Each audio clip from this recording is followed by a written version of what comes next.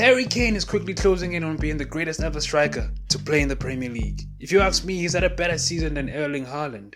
He scored 6 less goals for him whilst playing for Tottenham. And he actually helps out with build-up play.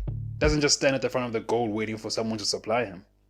I mean, there's no one to supply him in Tottenham. 209 goals, 62 assists, and no trophies. I mean, even Shearer got trophies. And he played 90% of his career at Newcastle. The shitty Newcastle, not the one that happens to be the richest club in the world. It makes sense. For Harry Kane leaving Tottenham, it makes sense. They're not that team anymore under Pochettino. I mean, if you ask me, they're probably out of the top 6 forever now. They can't afford to keep up with this shit. Kane has given them everything, and he is infinitely better than the club now. Tried to win trophies under Poch, waited for them to hire elite, born winners like Conte and Mourinho. They fired one of them just before a cup final. Kane has given everything to Spurs, at the club he's been supporting since he was a kid. No, not Arsenal, Spurs. He's not a traitor for wanting to leave, and I think Spurs fans will understand that.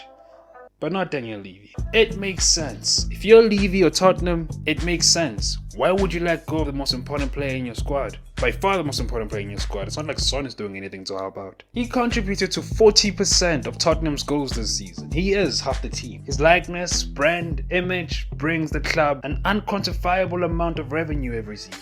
And they need it now, especially with no Champions League. And the image of Tottenham selling Harry Kane within the Premier League. I mean, they can't claim to be a top 6 club anymore. But still, how many times can you deny this man's ambition? And this time, he's not going to take it so well. We are told that Harry Kane is a model professional, that he wouldn't hurt a fly, that we should all look up to him, that he's practically a war hero.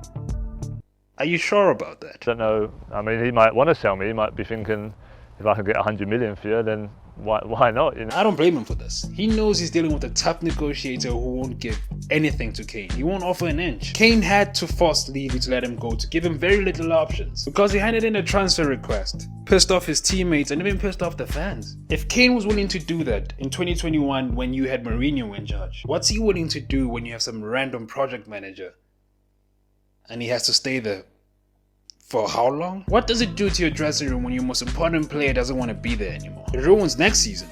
Spurs are going to start off really bad if their most important player doesn't want to be there anymore. And, they're trying to build a project. Why not let him go if he's already, 30? Sell Harry Kane. Sell him outside the Premier League so you can protect your image and still claim to be a top 6 club even though we all know it's not true. Sell him to protect your future on the pitch so that he doesn't fuck up your rebuild or your quest for Champions League football, which will fuck up your money. And we all know Daniel Levy loves money.